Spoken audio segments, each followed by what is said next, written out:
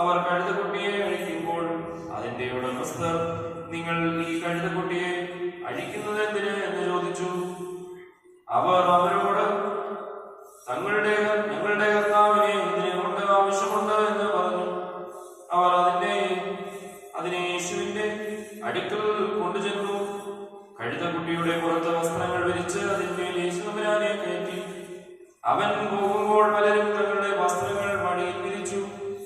സൈത്യപർവ്വതത്തിന്റെ ഇറക്കത്തോട് അടുത്തപ്പോൾ ശിഷ്യന്മാരുടെ കൂട്ടമെല്ലാം തങ്ങൾ കണ്ടിട്ടുള്ള സകല അത്ഭുത ശക്തികളെ കുറിച്ച് സന്തോഷിച്ച് ആർത്ത് വിളിച്ച് ദൈവത്തെ സ്തുതിച്ചുകൊണ്ട് ഇങ്ങനെ പറഞ്ഞു തുടങ്ങി.